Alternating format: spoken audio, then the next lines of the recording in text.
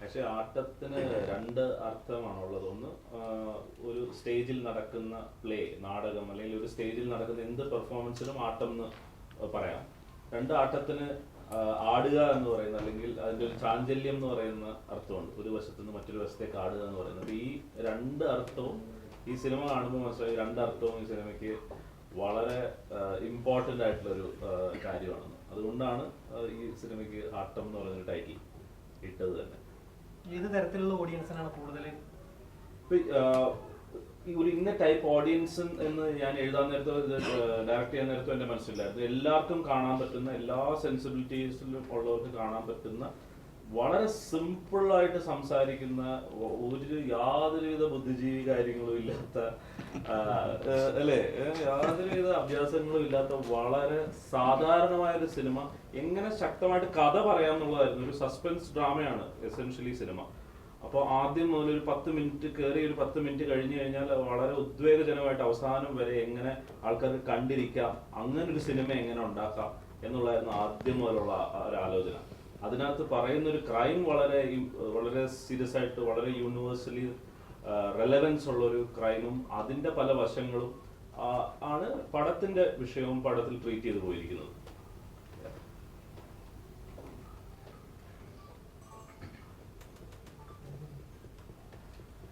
Cinema കണ്ട് ഒരുപാട് ആളുകൾ ഈ സിനിമയിലെ ഈ കഥാപാത്രങ്ങൾ, ഇത്രത്തോളം കഥാപാത്രങ്ങളെ പറ്റി പറയുന്നുണ്ട്. എല്ലാവരുടെ പെർഫോമൻസ് വൈസ് ആണെങ്കിലും. പക്ഷെ ഇവരൊന്നും പ്രേക്ഷകർക്ക് കണ്ടുപരിചയമില്ലാത്ത മുഖങ്ങളാണ്. അപ്പം ഇത്തരത്തിലുള്ള ഈ ക്രൂവിനെ ഒന്നിച്ച് കൊണ്ടുവരാനുള്ള ആ ഒരു തോട്ട് എവിടെ നിന്നാണ്?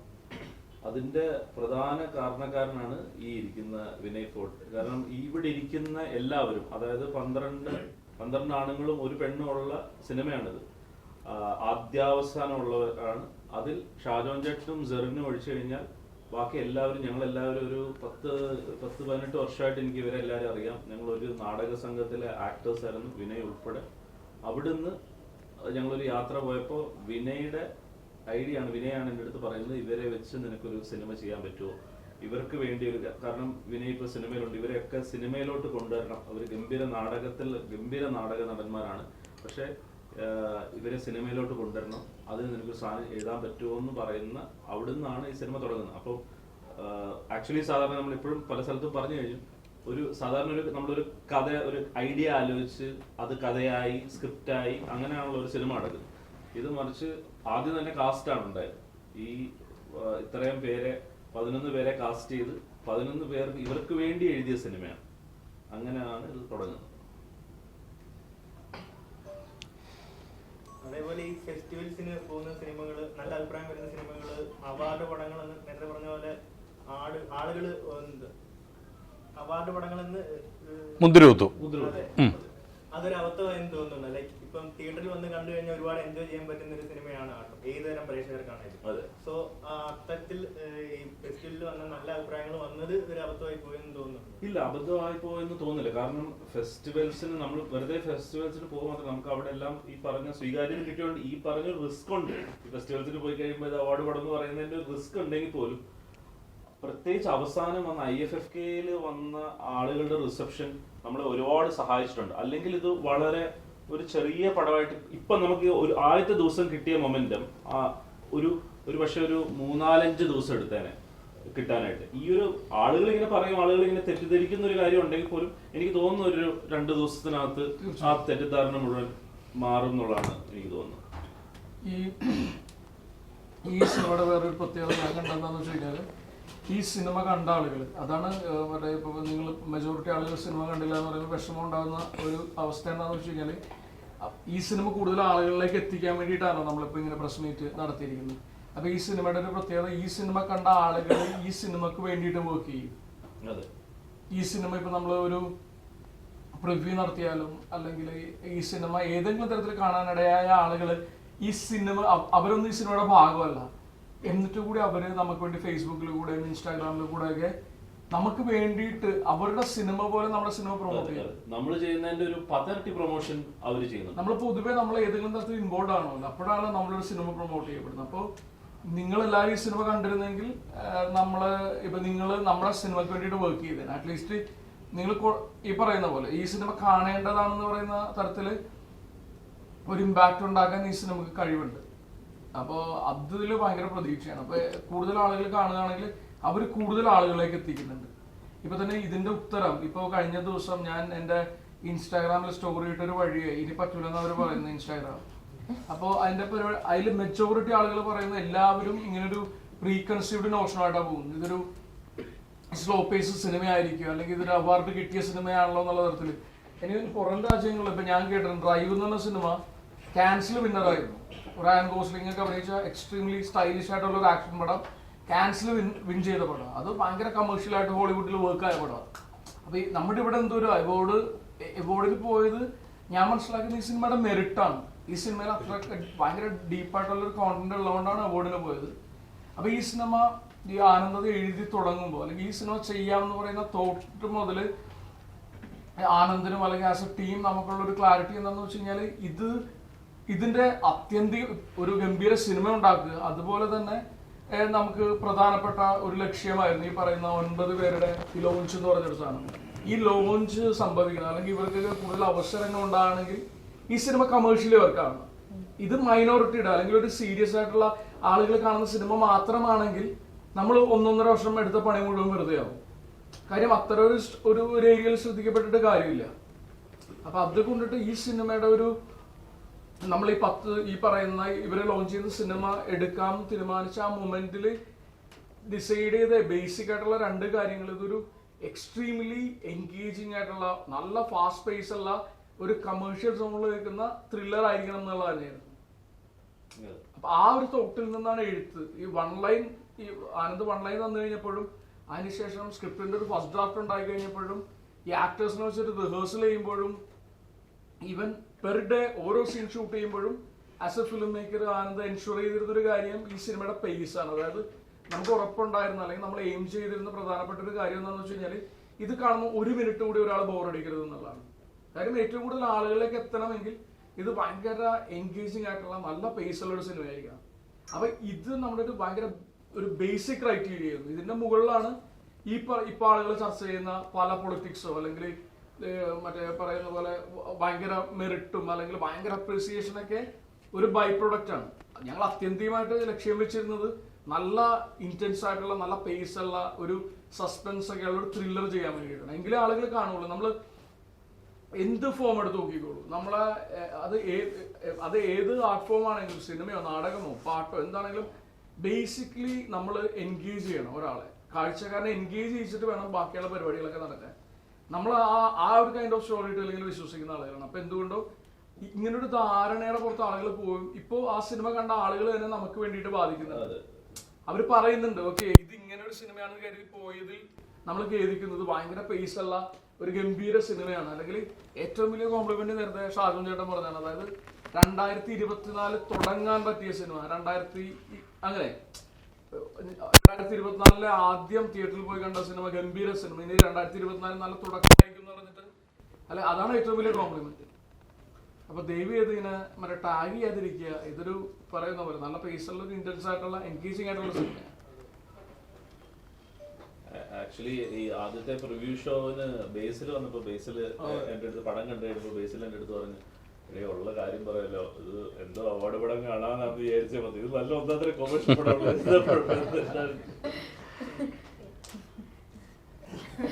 എല്ലാവർക്കും നമസ്കാരം. എല്ലാവരും ഇവിടെ വന്നതിലൂടെ സന്തോഷം. ഈ പറയുന്ന പോലെ 24 ആദ്യത്തെ സിനിമ തന്നെ എല്ലാവരും നല്ല അഭിപ്രായം പറയുന്നതിലൊക്കെ ഒരുപാട് സന്തോഷമുണ്ട്. ഇനിയും ഒരുപാട് പ്രേക്ഷകർ ഇത് കാണണം തന്നെയാണ് നമ്മുടെ ആഗ്രഹം.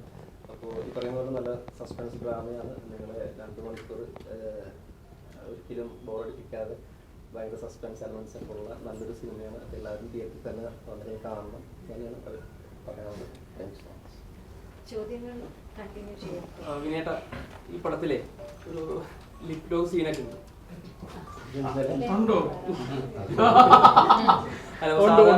ബാക്കി പടങ്ങളൊക്കെ ഇറങ്ങി കഴിഞ്ഞാല് ഫസ്റ്റ് ദിവസം കഴിയുമ്പോൾ ആ ലിപ് ലോക്ക് സീനിന്റെ ഒക്കെ ചർച്ചകൾ വരാറുണ്ട്.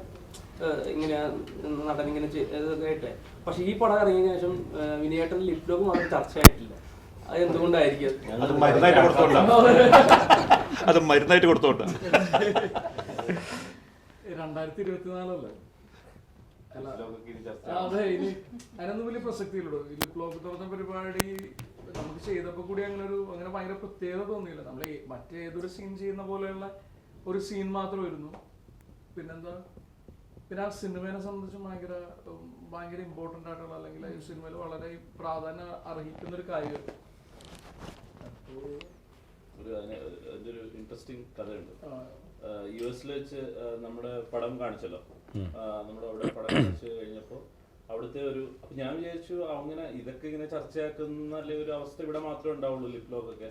അപ്പൊ അവിടെ ഒരു മലയാളി, ഒരു മീഡിയക്കാരൻ, അവിടെ ഒരാൾ വന്നിട്ട് എൻ്റെ അടുത്ത് എന്നെ പിടിച്ച് മാറ്റി വെച്ചിട്ട് ചോദിച്ചു, അത് ഇതിനകത്തൊരു ഭയങ്കര ലോങ് ഒരു ലിപ് ലോക്ക് സീനുണ്ടല്ലോ, അത് സാധാരണ മലയാളത്തിൽ കാണാത്തതല്ലേ, ഞാൻ അത് വെച്ചിട്ടൊരു സാധനം എഴുതട്ടെ.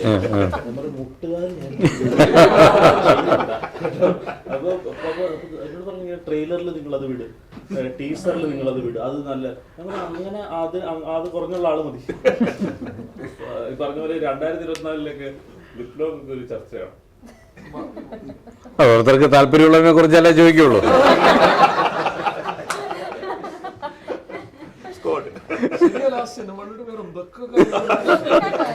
അല്ലല്ല, പക്ഷെ പുള്ളി ചോദിച്ചത് എന്തുകൊണ്ട് ചർച്ച ആവുന്നില്ല എന്നുള്ളതാണ്. നല്ല കാര്യമില്ല.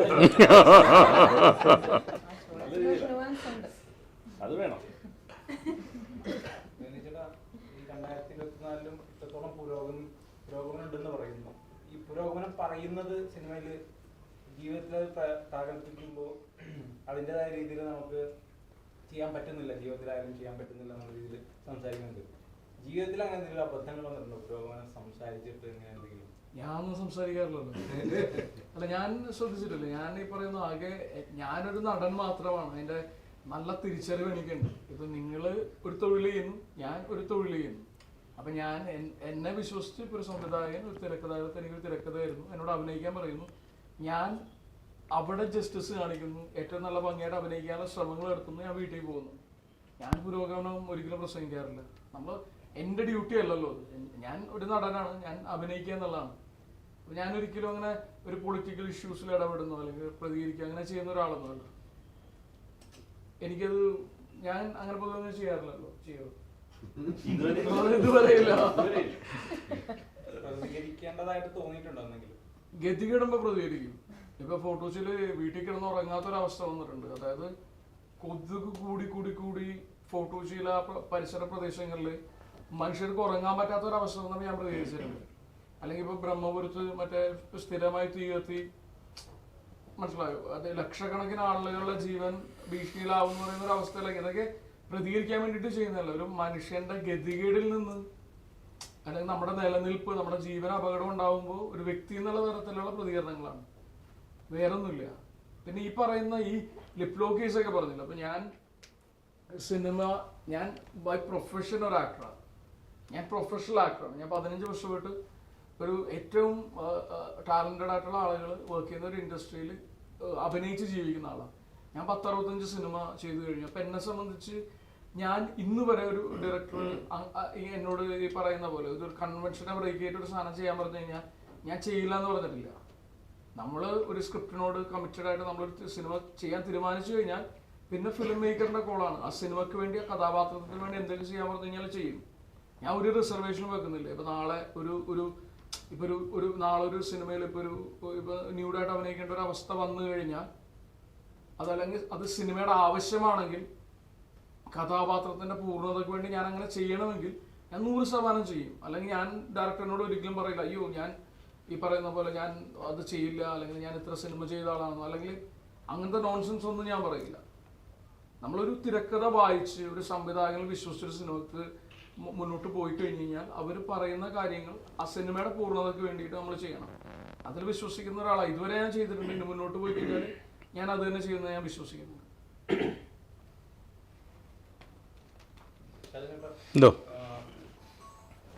ദൃശ്യം സിനിമയിൽ പോലീസ് കഥാപാത്രമായിട്ട് അഭിനയിച്ചു കഴിഞ്ഞതിന് ശേഷം ഷാജു ചേട്ടൻ കൂടുതൽ അറിയപ്പെടുന്നത്, കൂടുതൽ വരുന്ന കഥാപാത്രങ്ങളായാലും തന്നെ പോലീസ് കഥാപാത്രങ്ങളാണ് കൂടുതൽ വന്നുകൊണ്ടിരിക്കുന്നത്. പക്ഷെ ഈ ഒരു നാടകം ചെയ്യുന്ന, വർഷങ്ങളോളം നാടകം ചെയ്യുന്ന ആളുകളുടെ കൂടെ അഭിനയിക്കുന്നു. അപ്പോ ചേട്ടൻ പണ്ട് പോലെ സിനിമകൾ ചെയ്തത് കൂടുതലായാലും കോമഡി സിനിമകളായിരുന്നു കൂടുതലും ചെയ്തു വന്നിരുന്നത്. കലാഭവന്റെ ഇതുണ്ടായിരുന്നു. എന്ത് തോന്നുന്നു ഈ സിനിമയിൽ അഭിനയിച്ചു കഴിഞ്ഞപ്പോൾ ഈ ഇത്രയും വർഷം അഭിനയിച്ചതിന്റെ ഒരു എക്സ്പീരിയൻസും ഇവരെ കൂടെ ചെയ്തതിന്റെ ഒരു എക്സ്പീരിയൻസ് ആയിട്ട് ഇനി എന്തൊക്കെ അഭിനയത്തിൽ പഠിക്കാൻ പറ്റി എന്നുള്ളത് ഈ സിനിമയിൽ നിന്ന്? എൻ്റെ അഭിനയ ജീവിതത്തിൽ ഒരിക്കലും മറക്കാൻ പറ്റാത്തൊരു സിനിമയായിരിക്കും ആട്ടം. എൻ്റെ ഏറ്റവും വലിയ ഭാഗ്യമായിട്ട് ഞാൻ കരുതുന്നു ഈ ഒരു സിനിമയുടെ ഭാഗമാകാൻ പറ്റിയത്. അത് ഞാൻ ഒരുപാട് തവണ പറഞ്ഞാണ്. ഞാൻ ആനന്ദിനോടും അതുപോലെ തന്നെ വിനയോടും ഞാൻ എന്നും നന്ദിയുള്ളവനായിരിക്കും. വിനയാണ് എന്നോട് ആദ്യം വിളിച്ച് ഈ സിനിമയെപ്പറ്റി പറയുന്നു, ആനന്ദ് വന്ന് എക്സ്പ്ലെയിൻ ചെയ്യുന്നതൊക്കെ. കാര്യം എൻ്റെ ഒരു ഭാഗ്യം എന്ന് പറഞ്ഞു കഴിഞ്ഞാൽ ഈ സിനിമ കണ്ടിട്ട് ഒരുപാട് ഇൻ്റർവ്യൂവിനൊക്കെ പോകുമ്പോൾ എല്ലാവരും ചോദിക്കുന്നത് പറഞ്ഞാൽ ഇതിന് മുൻപ് നിങ്ങൾ അഭിനയിച്ചുകൊണ്ടിരുന്ന പോലെ അല്ല ഇതിനകത്ത് കാണുന്നത്, അതിനെന്താണ് ചെയ്തത്, നിങ്ങൾ എന്തെങ്കിലും ഹോംവർക്ക് ചെയ്തോ, എന്താണ് അതിനു വേണ്ടി പ്രിപ്പയർഡ് ആയത്, എങ്ങനെയാണെന്നൊക്കെ ചോദിച്ചു. പക്ഷേ ഞാൻ പറഞ്ഞു ഒരു ഇതുമില്ല, നമ്മൾ ചെല്ലുന്നു, നമ്മളിലോട്ട് ഒരു ഡയറക്ടർ നമുക്ക് ഫീഡ് ചെയ്ത് തരുന്നത് എങ്ങനെയാണോ അതുപോലെ ഇരിക്കും ഒരു ആക്ടറുടെ ആക്ടിങ് എന്നാണ് ഞാൻ വിചാരിക്കുന്നത്. ഞാനിതുവരെ ഒരു കഥാപാത്രത്തിന് വേണ്ടിയും പ്രത്യേകിച്ച് ഒന്നും ചെയ്തിട്ടില്ല. ഞാൻ ആദ്യമായിട്ട് ചെയ്യുന്നത് ഈ സിനിമയ്ക്ക് വേണ്ടിയിട്ടാണ്. അത് ഡയറക്ടർ ആവശ്യപ്പെട്ടുകൊണ്ട് എന്നോട് പറഞ്ഞു 3 ദിവസം റിഹേഴ്സലിന് വന്നേ പറ്റുള്ളൂ എന്ന് പറഞ്ഞു. ഈ ഡ്രാമ നമുക്ക് ഒരു പിടുത്തമില്ലാത്ത കാര്യമാണ്, അഭിനയം വലിയ പിടുത്തമൊന്നുമില്ല, നമ്മളങ്ങ് ചെയ്തു പോകുന്നതാണ്. പക്ഷേ ഈ ഡ്രാമ നമുക്ക് ഒട്ടും അറിഞ്ഞുകൂടില്ല, മറ്റേ ഡ്രാമയല്ലല്ലോ, ഇതൊരു ഭയങ്കര വേറൊരു പരിപാടിയാണ്. അപ്പം ഞാൻ റിഹേഴ്സലിന് ചെന്നു. ഇത് പിന്നെ നമ്മളൊരു സ്ഥലത്ത് ചെല്ലുമ്പം നമുക്ക് എന്താണ് അവിടുത്തെ ഒരു വൈബൊക്കെ നമ്മളെ ഭയങ്കരമായിട്ട് അല്ലേ, നമ്മളെ ഒരുപാട് നമുക്ക് നോക്കും. പ്രത്യേകിച്ച് എനിക്കൊക്കെ ഈ പറഞ്ഞ പോലെ എന്താണ് ഒരു നെഗറ്റീവ് വൈബുള്ള ഒരാളുണ്ടെന്നുണ്ടെങ്കിൽ ഞാൻ അവിടെ നിൽക്കില്ല, എനിക്ക് പറ്റില്ല, സംസാരിച്ച് നിൽക്കാനൊന്നും അങ്ങനെ പറ്റില്ല എനിക്ക്. പക്ഷെ ഇവിടെ വന്ന എല്ലാവരും ഭയങ്കര പോസിറ്റീവ് വൈബായിരുന്നു. ഇവരുടെ ഈ ലോകധർമ്മി എന്ന് പറഞ്ഞാൽ അവിടെ തന്നെയായിരുന്നു റിഹേഴ്സലും കാര്യങ്ങളും എല്ലാം. പിന്നെ ഞാൻ അവിടെ മുതൽ ഇവരെ ഞാൻ നോക്കുകയായിരുന്നു. ഇവരെല്ലാം 10-20 വർഷമായിട്ട് ഡ്രാമ ചെയ്യുന്നവരല്ല. അപ്പോൾ ഇവരെങ്ങനെയാണ് ഡയലോഗ്സ് പറയുന്നത്, ഇവരെങ്ങനെയാണ് ഇതൊക്കെ പറയുന്നത്. കാര്യം നിങ്ങൾ സിനിമ കാണുമ്പോൾ മനസ്സിലാവും, നമ്മൾ തുടങ്ങുന്നത് തന്നെ ഒരു ബാക്ക് സ്റ്റേജൊക്കെയാണ്, മേക്കപ്പ് റൂമും കാര്യങ്ങളൊക്കെ. അപ്പോൾ അവിടെ ഇവർ ഒന്നും ചെയ്യേണ്ട കാര്യമില്ല, ഇവർ ചെയ്തുകൊണ്ടിരിക്കുന്ന കാര്യങ്ങളൊക്കെ തന്നെയാണ്. അപ്പോൾ ഞാനതെല്ലാം നോക്കുകയായിരുന്നു. എന്നിട്ടാണ് നമ്മൾ ആ ഒരു റൂട്ടിലോട്ട് വന്നത്. പിന്നെ നമ്മൾ ഓരോന്ന് ചെയ്യുമ്പോഴും നമ്മളോട് അത് വേണ്ട എന്ന് പറയുന്ന ഒരു ഡയറക്ടർ എപ്പോഴും ഒരു ആക്ടറിനെ സംബന്ധിച്ച് ഭയങ്കര ഹെൽപ്ഫുള്ളാണ്. നമ്മൾ ചെയ്യുന്നതല്ല അത് ഓക്കെ ചെയ്തു പറഞ്ഞു ഇത് കൊളുത്തും, ഇത് അടിപൊളി എന്നൊക്കെ നമ്മളെ പറഞ്ഞു വിട്ട് കഴിഞ്ഞാൽ ഭയങ്കര കുഴപ്പമാണ്, മനസ്സിലായല്ലേ. പക്ഷേ നമ്മൾ ചെയ്യുന്നത് അത് വേണ്ട കേട്ടോ, അത് വേണ്ട, അതങ്ങനെ പറഞ്ഞാൽ ശരിയാകത്തില്ല, അല്ലെങ്കിൽ അതിപ്പോൾ നോക്കണ്ട, അല്ലെങ്കിൽ ഈ സമയത്ത് എഴുന്നേക്കണ്ട. അപ്പോൾ നമ്മൾ ചോദിക്കുമ്പോൾ അതിന് വ്യക്തമായിട്ടൊരു മറുപടി ഉണ്ടാവുക ഡയറക്ടറിന്, അല്ലെങ്കിൽ മനസ്സിലായല്ലേ. ചില ഡയറക്ടർമാർ അതൊന്നും അറിഞ്ഞാൽ അതെന്താ എഴുന്നേറ്റ് എന്നാൽ എഴുന്നേറ്റു എന്ന് പറയുന്ന ഡയറക്ടേഴ്സും ഉണ്ട്. പക്ഷേ ചില ഡയറക്ടേഴ്സ് പറയും എഴുന്നേറ്റ് ഇതാണ് കുഴപ്പം, അല്ലെങ്കിൽ അങ്ങോട്ട് നോക്കിയാൽ ഇതാണ് കുഴപ്പം ഇപ്പം, അല്ലെങ്കിൽ അവിടെ ചിരിക്കണ്ട. അങ്ങനെ ഒരു ഡയറക്ടറിനൊപ്പം അഭിനയിക്കാൻ പറ്റുന്നത് ഏതൊരു ആക്ടറിൻ്റെ വലിയ ഭാഗ്യമാണ്. എൻ്റെ ഭാഗ്യത്തിന് ആനന്ദിനെ പോലൊരു ഡയറക്ടറും ഒരു റൈറ്ററും ആയിരുന്നു ഈ സിനിമയുടെ. അത് തന്നെയാണ് ഈ സിനിമയുടെ ഏറ്റവും വലിയ ഒരു ക്വാളിറ്റി. ഞാൻ എല്ലായിടത്തും പറയുന്നതാണ്, ഈ സിനിമയ്ക്ക് കിട്ടിയ എല്ലാ കൈഡികളും അർഹിക്കുന്ന ഒരാൾ ആനന്ദേകർഷി എന്ന് പറയുന്നതിൻ്റെ റൈറ്ററും ഡയറക്ടറും തന്നെയാണ്. ആർക്കുണ്ടാവുന്നു ഞാൻ എല്ലാത്തിനും ഒരു ക്ലാരിറ്റി ഉണ്ടാകുന്നത്. ഫസ്റ്റ് കഥ പറയാൻ വന്നപ്പോൾ മുതൽ ഇപ്പം ചെയ്യുന്ന ഓരോ കാര്യങ്ങൾക്ക് പോലും അദ്ദേഹത്തിന് എല്ലാത്തിനും ഒരു ക്ലാരിറ്റി ഉണ്ട്. അപ്പം അത് എന്താണ് ഒരു പ്രൊഫഷണലിസമാണ്. അപ്പം ചിലർ വന്ന് കഥ പറയുമ്പോൾ നമുക്കറിയാം ഇവർ നമ്മളെ കൊണ്ട് എന്തെങ്കിലും ചെയ്യിക്കും കേട്ടോ എന്ന് നമുക്കറിയാം. നമ്മൾ ചെയ്യാത്ത എന്തെങ്കിലും നമ്മളെ കൊണ്ട് ഇവർ ചെയ്യിക്കുമെന്ന് നമുക്കറിയാം. ചില ഡയറക്ടേഴ്സ് വരുമ്പോൾ, ചില ഫിലിം മേക്കേഴ്സ് വരുമ്പോൾ, അങ്ങനെ കുറേ പേരുടെ കൂടെ അഭിനയിക്കാൻ ഭാഗ്യം കിട്ടിയിട്ടുള്ള ഒരാളാണ് ഞാൻ. ജിത്തു ജോസഫ് മുതൽ അങ്ങനെ കുറേ പേരുടെ സിനിമകളിൽ അഭിനയിക്കാൻ മാസ്റ്റേഴ്സാണ്, ജോഷ് സാർ അടക്കമുള്ളവരുടെയൊക്കെ ആണെങ്കിലും കമൽ സാറിൻ്റെ കൂടെയൊക്കെ, സിബി മലയിൽ സാറിൻ്റെ കൂടെയൊക്കെ ഒരുപാട് മാസ്റ്റേഴ്സിൻ്റെ കൂടെ അഭിനയിക്കാൻ ദൈവാനുഗ്രഹം കിട്ടിയിട്ടുള്ള ആളാണ് ഞാൻ. പുതിയ വന്നുകൊണ്ടിരിക്കുന്ന ആളുകളുടെ കൂടെയും, പൃഥ്വിരാജാണെന്നുണ്ടെങ്കിലും നിതിൻ രഞ്ജി പണിക്കരാണെന്നുണ്ടെങ്കിലും, അപ്പോൾ ആ കൂട്ടത്തിലേക്ക് വരുന്ന ആൾ തന്നെയാണ് ആനന്ദേകർഷി. ഞാൻ ഉറപ്പ് പറയുന്നു, ഇനിയുള്ള അങ്ങോട്ടുള്ള മലയാള സിനിമകളിൽ ആനന്ദിൻ്റെ കയ്യിൽ നിന്ന് ഒരുപാട് നല്ല ക്വാളിറ്റിയുള്ള നല്ല സൂപ്പർ സിനിമകൾ, മലയാളികൾ എന്നും ഓർത്തിരിക്കുന്ന സിനിമകൾ നമുക്ക് കിട്ടുമെന്നുള്ള കാര്യത്തിൽ യാതൊരു സംശയമില്ല. ഇതൊക്കെയാണ് എൻ്റെ എക്സ്പീരിയൻസ്. Thank you.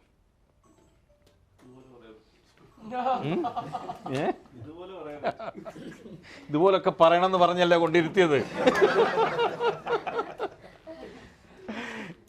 പിന്നെ നമുക്ക് പറയാനുള്ള നമ്മുടെ ഒരു കാര്യമുള്ള നമ്മുടെ ഡോക്ടർ അജിത്ത് അദ്ദേഹം ഇപ്പോൾ ഇവിടെ ഇല്ല എങ്കിലും അദ്ദേഹത്തിനെ കുറിച്ച് പറയാതിരിക്കാൻ പറ്റില്ല. കാരണം എന്താണ് ഇതുപോലൊരു സിനിമ ചെയ്യാൻ വേണ്ടിയിട്ട് കാര്യം ഇത്രയധികം പുതുമുഖങ്ങൾ, ഇപ്പം നമ്മളൊക്കെ ആണെങ്കിലും എന്താണ് ഭയങ്കര സൂപ്പർ സ്റ്റാർസോ കാര്യങ്ങളോ അങ്ങനെ ഉള്ളവരൊന്നും അല്ല ഞാനും. പിന്നെ അതൊക്കെ അതാണ് ഞാൻ പറഞ്ഞത്. ഞാൻ അത് കഴിഞ്ഞിട്ട് അങ്ങോട്ട് വരികയായിരുന്നു. അപ്പോൾ ഇതുപോലുള്ളൊരു സിനിമയ്ക്ക് വേണ്ടിയിട്ട് പൈസ മുടക്കാനും അതിന് ശേഷം പ്രമോഷന് വേണ്ടിയിട്ട് അദ്ദേഹം കൊടുക്കുന്നൊരു ശ്രദ്ധയും കാര്യങ്ങളും. അപ്പം എന്താണെങ്കിലും ഇതുപോലുള്ള പ്രൊഡ്യൂസേഴ്സും മലയാള സിനിമയ്ക്ക് ആവശ്യമാണ്. ഇനിയും വരുന്ന ഇതുപോലുള്ള നല്ല സിനിമയ്ക്ക് ബാക്കപ്പ് കൊടുക്കുക എന്ന് പറയുന്നത് ഒരു വലിയ കാര്യം തന്നെയാണ്. Thank you. അതിന് ജോയ് മൂവീസിനോടും കേട്ടോ എല്ലാവരോടുള്ള നന്ദിയും ഈ അവസരത്തിൽ അറിയിക്കുകയാണ്. നമ്മളുടെ സിനിമയെ സംബന്ധിച്ച് നമുക്ക് ഏറ്റവും വലിയ ഭാഗ്യം ഈ മറ്റേ ഡോക്ടർ അജിത്ത് എന്ന് പറഞ്ഞ കാര്യം സിനിമ ഞങ്ങൾ അദ്ദേഹത്തെ മീറ്റ് ചെയ്യാനുള്ള ഒരു അവസരം ഉണ്ടായി. ഞാനും ആനന്ദും കൂടെ പോയിട്ട് പൈലറ്റ് കാണിച്ചു. ഒരു 10 മിനിറ്റിൽ അദ്ദേഹം സിനിമ ചെയ്യാമെന്ന് പറഞ്ഞ ആ മൊമെന്റ് മുതൽ ഇന്ന് ഈ നിമിഷം വരെ ഈ സിനിമക്ക് നമ്മൾക്ക് എന്തൊക്കെ ആവശ്യമുണ്ട് അത് മുഴുവൻ നമ്മൾ ചോദിക്കുന്നതിൽ കൂടുതൽ അദ്ദേഹം പ്രൊവൈഡ് ചെയ്യും. അപ്പോൾ അദ്ദേഹത്തോടുള്ള നന്ദി ലോകധർമ്മി അല്ലെങ്കിൽ ആട്ടം ആസ ടീം നമുക്ക് ഒരിക്കലും കാര്യം അദ്ദേഹം വന്നില്ലെങ്കിൽ ഒരുപക്ഷെ ഈ പറയുന്ന പോലെ ഈ സിനിമയുടെ ടെക്നിക്കൽ ക്വാളിറ്റിനെ കുറിച്ചിട്ടും അല്ലെങ്കിൽ ഈ സിനിമയുടെ ഈ പറയുന്ന എല്ലാ ക്രെഡിറ്റിനും എത്രത്തോളം ആനന്ദ് ഡിസേർവിംഗ് ആണ് അതുപോലെ തന്നെ ഡിസേർവിംഗ് ആയിട്ടുള്ള ഒരാളാണ് ഡോക്ടർ അജിഷ്. അപ്പോൾ ഈ സിനിമയുടെ ഇപ്പൊ ഞാനൊക്കെ ഒരു 10-25 വർഷം ഈ 10-25 ദിവസമായിട്ട് വേറെ പണിക്കൊന്നും പോയിട്ടില്ല, പ്രൊമോഷൻ പറഞ്ഞ ഇറങ്ങുകയാണ്. അപ്പോൾ അതിന്റെ മെയിൻ പരിപാടി എന്താണെന്ന് വെച്ച് കഴിഞ്ഞാൽ അതായത് ഈ പറയുന്ന ഒരു പ്രൊഡ്യൂസർ അല്ലെങ്കിൽ ഒരു ഫിലിം ലവർ നമ്മളോട് കാണിക്കുന്ന ആത്മാർത്ഥത ഉണ്ടല്ലോ. അപ്പോൾ ഈ സിനിമ നമുക്ക് അടുത്ത ലെവലിലേക്ക് കൊണ്ടുപോയി വലിയൊരു കമേഴ്ഷ്യൽ സക്സസ് ആക്കിയാൽ ഞങ്ങളെപ്പോലെ ഡിസർവ് ചെയ്യുന്ന വേറൊരു ഗ്രൂപ്പ് ഉണ്ടെങ്കിൽ ഇവർക്ക് വീണ്ടും ഒരു പുതിയൊരു ഭയങ്കര ജെനുവിൻലി പാഷനേറ്റഡ് ആയിട്ടുള്ള ആളുകൾക്ക് അവസരം കൊടുക്കാൻ പറ്റും. അപ്പൊ അതുകൊണ്ട് തന്നെയാണ് നമ്മൾ ഇത്ര പ്രൊമോഷൻ പറഞ്ഞ് ഇത്ര ഭീകരമായിട്ട് നമ്മൾ പുറത്തേക്ക് ഇറങ്ങി ഏറ്റവും കൂടുതൽ ആളുകളിലേക്ക് എത്തിയിട്ട് ഈ സിനിമ പ്രൊമോട്ട് ചെയ്യാനുള്ള ശ്രമങ്ങൾ നടത്തുന്നു. അപ്പോൾ അജിത് സാറിനെ അദ്ദേഹത്തെ കുറിച്ച് പറയാണ്ട് നമുക്ക് അപ്പോൾ നമ്മളെല്ലാവരും ഭയങ്കര താങ്ക്ഫുൾ ആണ്. ഒരു ക്വസ്റ്റ്യൻ, ഈ സൂപ്പർ സ്റ്റാർ അല്ല എന്ന് പറയുന്നുണ്ടല്ലോ എന്ന് പറയുന്നു, നടനെ സംബന്ധിച്ചിടത്തോളം ഈ സൂപ്പർ സ്റ്റാർ പദ്ധതി, ഫാൻസ് അസോസിയേഷൻ പദ്ധതി, ഫഹദ് ഫാസിൽ ഒരു ഇന്റർവ്യൂ ഫഹദ് ഫാസിൽ പറയുന്നുണ്ടായി, എന്റെ സിനിമ വേണമെങ്കിൽ നിങ്ങൾ കണ്ടാൽ മതി, എന്റെ സിനിമ നല്ലതാണെങ്കിൽ നിങ്ങൾ കണ്ടാൽ മതി, എനിക്ക് നല്ലതാണെങ്കിലേ കാണുള്ളൂ. ശ്രദ്ധിച്ചിട്ടുണ്ട്. അല്ല, ഇത്തരം സൂപ്പർ സ്റ്റാർ പദവിയൊക്കെ ആഗ്രഹിക്കാത്ത ഒരു നടനെ സംബന്ധിച്ച് സമൂഹത്തിന് കൊടുക്കേണ്ടത് എത്രത്തോളമുള്ള കടമകളാണ് ഒരു ആക്ടറെ സംബന്ധിച്ചിടത്തോളം? ഞാൻ അത്രയൊന്നും കോംപ്ലിക്കേറ്റ് ചെയ്യില്ലല്ലോ കാര്യങ്ങൾ. അങ്ങനെ ഇങ്ങനെ നമുക്ക് ഒരു സിനിമയിലും കൂടെ സമൂഹത്തിൽ ഉദ്ധരിക്കാനോ അല്ലെങ്കിൽ അങ്ങനെ ഭയങ്കര മെസ്സേജ് കൊടുത്ത് ജനങ്ങളെയൊക്കെ ഭയങ്കര വേറൊരു അവസ്ഥയിലേക്ക് എത്തിക്കാൻ പറ്റുമെന്നൊന്നും ഞാൻ വിശ്വസിക്കുന്നില്ല. ഒരു പക്ഷെ ഞാൻ ഇങ്ങനെ നേരത്തെ പറഞ്ഞു ഞാനൊരു സാധാരണ നടനായതുകൊണ്ടിട്ടായിരിക്കാം നമുക്ക് ചെയ്യാവുന്ന കാര്യം, നമ്മളൊക്കെ ഇപ്പോൾ ഒരു ഫിലിം മേക്കർ സ്റ്റോറി ടെല്ലറാണ്. അപ്പോൾ അദ്ദേഹം നമ്മളെ ഒരു പ്രധാനപ്പെട്ട കഥാപാത്രത്തിന് ചൂസ് ചെയ്യുമ്പോൾ അതിനോട് ജസ്റ്റിസ് കാണിക്കുക എന്നുള്ള കാര്യങ്ങൾ മാത്രം ചെയ്യുക എന്നുള്ളതാണ്. പിന്നെ ഫഹദ് പറഞ്ഞതിൻ്റെ ഒരു പരിപാടി എന്ന് പറഞ്ഞാൽ ഫഹദ് പറഞ്ഞു ഈ സിനിമകൾ ആളുകൾ പറയില്ല ഇടയ്ക്ക് നമ്മളോട് ഇങ്ങനെ ഫോട്ടോ എടുക്കാനെ കൊണ്ട് അവരിങ്ങനെ പറയാം നമ്മൾ ടിക്കറ്റ് എടുത്ത് സിനിമ ആണെന്നുകൊണ്ടാട്ടോ നിങ്ങളുടെ സിനിമകൾ ഓടുന്നതെന്ന് അവർ പറയും. അതിൽ നമുക്ക് വിയോജിപ്പൊന്നുമില്ല. പക്ഷെ ജനങ്ങൾ നല്ല സിനിമകളാണ് കാണുന്നത്, മോശം പടങ്ങൾ ഒരാളും കാണില്ല.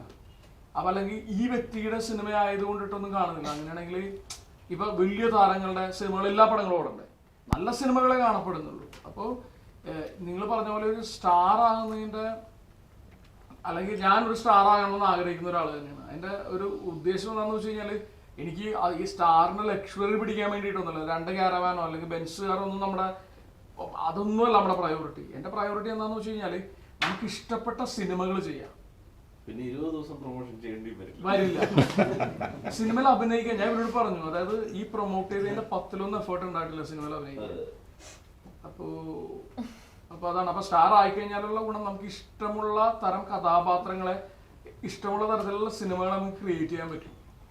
കൂടുതൽ ചോയ്സസ് ഉണ്ടാവും. ഇപ്പോൾ നമുക്ക് അവൈലബിൾ ആയിട്ടുള്ള ചോയ്സസിൽ നിന്ന് നമുക്ക് വർക്ക് ആവുന്ന കാര്യങ്ങൾ പിക്ക് ചെയ്യാനേ പറ്റുള്ളൂ. അപ്പോൾ പ്രത്യേകിച്ച് ഞാൻ വിചാരിക്കുന്നത്, അതായത് എൻ്റെ അടുത്ത ജീവിതത്തിൽ ഒരു 10 വർഷം എന്ന് പറയുന്ന ഒരു ടാർഗറ്റ് ഉണ്ട്. ഈ അടുത്ത 10 വർഷം ചെയ്യുന്ന പോലത്തെ എനർജറ്റിക് ആയിട്ടുള്ള കഥാപാത്രങ്ങൾ എനിക്ക് അത് കഴിഞ്ഞിട്ട് ചെയ്യാൻ പറ്റണം എന്ന് നിർബന്ധമില്ല. അതൊക്കെയാണ് കാര്യങ്ങൾ. എന്തെങ്കിലുമൊക്കെ പറയട്ടെ. സാറിനോടൊന്ന് ചോദിക്കാൻ വന്നല്ലോ, എന്താ ലിപ്ലോഗ്രാഫി ചോദിക്കുന്നത്?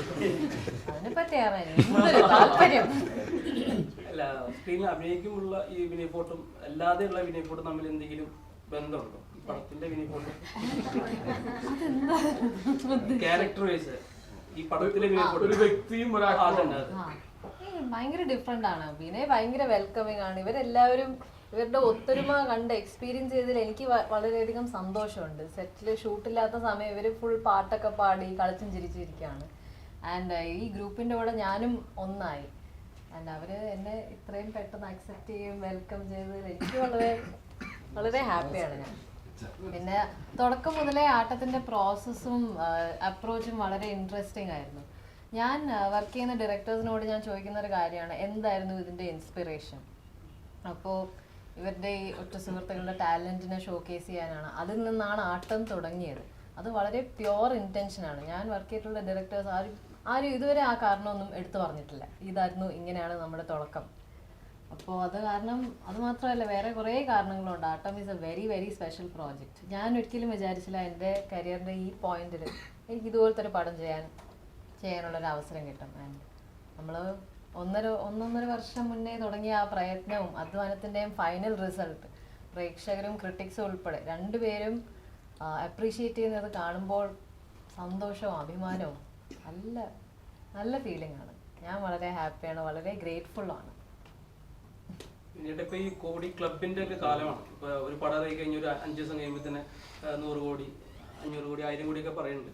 അപ്പം ഇപ്പത്തെ ഒരു പോക്കനുസരിച്ച് ബിസിനസ് ലെവലില് എത്ര കോടി അടിക്കും?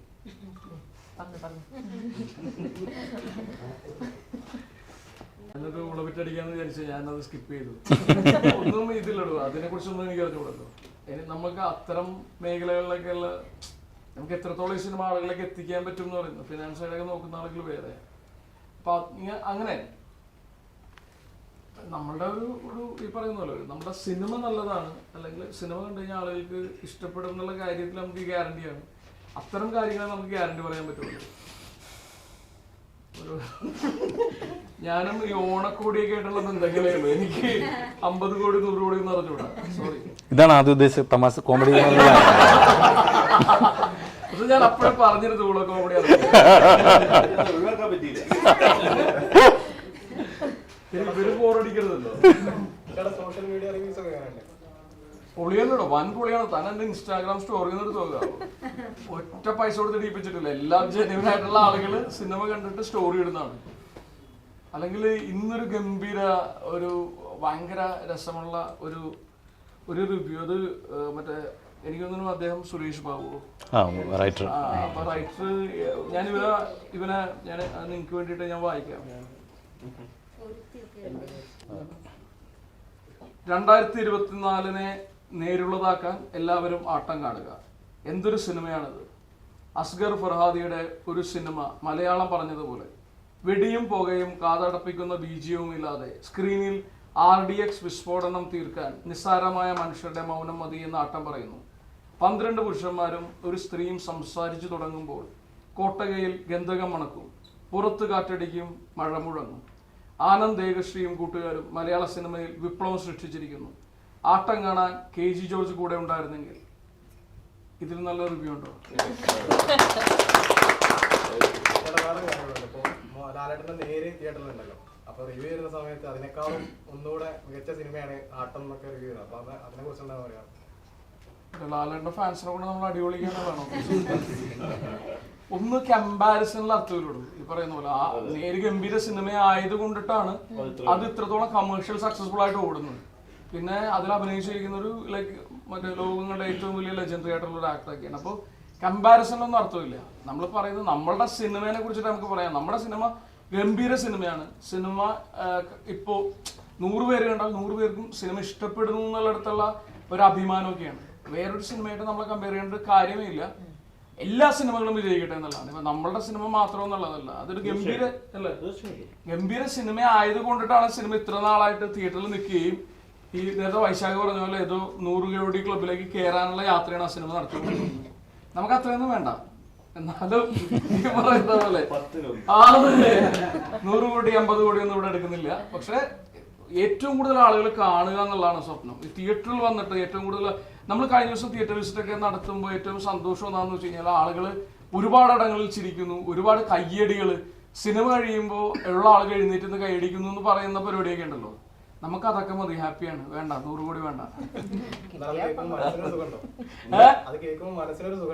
അത് ഇത് 100 കോടി നിൽക്കുമ്പോഴോ അയ്യാ പിന്നെ അങ്ങനെ കേൾക്കുമ്പോഴോ അല്ല നേരായിട്ടുള്ള കമ്പാരിസണേ അത് എനിക്കത് റോങ് ആയിട്ടാ ഫീൽ ചെയ്യും. നമ്മള് ഇപ്പൊ നമ്മള് പറയില്ല ഈ ആർട്ടിനെ സംബന്ധിച്ച് നമുക്ക് കണക്ക് പോലെ അല്ലല്ലോ ചില മാർക്ക് ഇടാൻ പറ്റില്ലല്ലോ. ഇപ്പൊ ഞാൻ അങ്ങനെയാണ് നോക്കി കാണുന്നത്. ആർട്ടിൽ നമുക്ക് മാർക്ക് ഇടാൻ പറ്റില്ല, ഫോർമുല ഇല്ല. ഇപ്പൊ ആനന്ദ് ഈ സിനിമ ഡയറക്ട് ചെയ്യുമ്പോൾ ആനന്ദിന്റെ സിനിമ പോലെ ഇരിക്കും അങ്ങനെ. അപ്പൊ ഓരോ സിഗ്നേച്ചർ ഓരോ ആളുകളുടെയാണ്. നമുക്ക് ഈ വർക്കും കൂടെ കമ്പയർ ചെയ്യേണ്ട കാര്യമില്ലെന്ന് എനിക്ക് തോന്നുന്നു. പ്രത്യേകിച്ച് അത്ര ഈ പറയുന്ന പോലെ വലിയൊരു ഭയങ്കര ഹിറ്റ് മേക്കർ ആയിട്ടുള്ള ഒരു ഫിലിം മേക്കറിന്റെ സിനിമ നമ്മുടെ സിനിമ ആളുകൾ ഗംഭീരം എന്ന് പറയുന്നു, കാണുന്ന ആളുകൾ ഹാപ്പി ആവുന്നു, അവർ കൂടുതൽ ആളുകളിലേക്ക് സിനിമ എത്തിക്കുന്നു, നമ്മളുടെ ഷോസ് കൂടുന്നു, നമ്പർ ഓഫ് ഷോസ് കൂടുന്നു, നമ്പർ ഓഫ് തിയേറ്റേഴ്സ് കൂടുന്നു, കൂടുതൽ കളക്ഷൻ വരുന്നു. ഏറ്റവും എനിക്ക് ഇന്ന് ഇപ്പൊ ആനന്ദ് പറഞ്ഞ ഏറ്റവും സന്തോഷമുള്ള ആദ്യത്തെ ഷോ കണ്ടതിന്റെ 3 ഇരട്ടി ആളുകളാണ് അത് കഴിഞ്ഞിട്ടുള്ള ഷോ കണ്ടത്, അതിലും കൂടുതൽ ആളുകളാണ് അത് കഴിഞ്ഞിട്ടുള്ള ഷോ കണ്ടത്. അപ്പൊ ഇത്തരം ചെറിയ ചെറിയ ആഗ്രഹങ്ങളെ നമുക്കുള്ളൂ.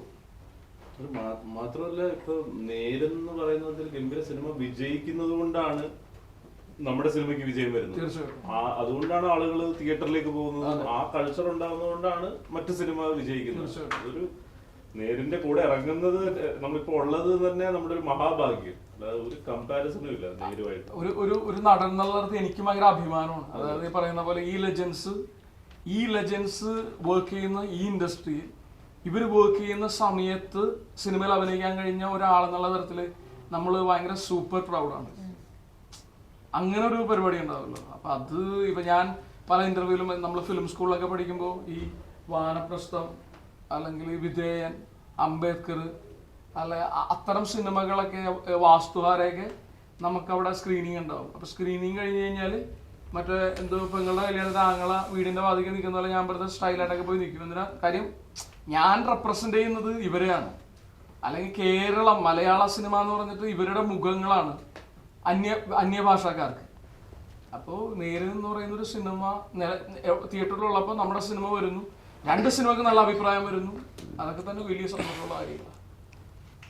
ഇന്നലെ അശ്വന്ത് ഗോപി റിവ്യൂ ഇട്ടുണ്ടായിരുന്നു, വളരെ മികച്ച റിവ്യൂ ആണ് ഇട്ടത്. അപ്പൊ അതിന്റെ താഴെ വരുന്നത് അശ്വന്ത് ഗോപിന് പൈസ കൊടുത്തിട്ടുണ്ട്, അങ്ങനെ ചെയ്യിപ്പിച്ച റിവ്യൂ ആണ്, അല്ലാതെ ആളിങ്ങനെ പറയേണ്ട ആവശ്യമില്ല എന്നാണ് പറയുന്നത്. അപ്പൊ അതിനെ കുറിച്ച് അശ്വന്ത് ഗോപിനോടൊന്ന് ചോദിച്ചു,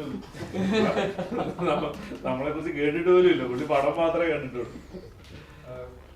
KG ജോർജിന്റെ ഒരു ഇന്റർവ്യൂ KG ജോർജ് പറഞ്ഞിട്ടുണ്ടായി, കല എന്ന് പറയുന്നത് ആളുകളെ സംസാരിച്ച് അവർക്കായിട്ട് കമ്മ്യൂണിക്കേഷൻ ചെയ്താൽ മാത്രമേ അത് കലാസൃഷ്ടിയാവൂ എന്ന് പറയുന്നുണ്ട്. വരുന്ന ഒരു പ്രക്രിയ ഉണ്ടല്ലോ, അതെങ്ങനെയായിരുന്നു ആ ഒരു? അതായത് ഇപ്പൊ എപ്പോഴും ഞാൻ ആലോചിക്കും, ഇപ്പൊ ആൾക്കാര് എന്താണ് ഈ അവാർഡ് സിനിമ എന്ന് പറയുന്നത്. ഇപ്പൊ അവാർഡ് സിനിമ ജനറലി പറയുന്ന ഇപ്പൊ ഒരു ആർട്ട് ഹൗസ് സിനിമയാണെങ്കിലും ഈ പറയുന്ന നിങ്ങൾ ആൾക്കാർ അവാർഡ് സിനിമ എന്ന് പറയുന്ന സാധനം 2 മണിക്കൂർ 2.5 മണിക്കൂറാണ്. ഇപ്പൊ നമ്മുടെ പോലത്തെ ഒരു പടവും 2.5 മണിക്കൂറാണ്. ഈ ഷോട്ട് കട്ട് ചെയ്യാതെ വളരെ ലോങ് ആയിട്ട് ലെങ്ത്തിൽ ഷോട്ട് വെക്കുകയും ആൾക്കാർ സംസാരിക്കാതിരിക്കുകയും ഒരുപാട് നിശബ്ദത വരികയും, ഇതിനെയാണ് ഈ ആൾക്കാർ അവാർഡ് സിനിമ എന്ന് പറയുന്ന സാധനം. ആട്ടത്തിൽ എനിക്ക് തോന്നുന്നത് ഒരു 250 കിലോ ഡയലോഗുണ്ട്. രഞ്ജി പണിക്കരുടെയൊക്കെ പഴയ സിനിമ അത്രയും ഡയലോഗുണ്ട്.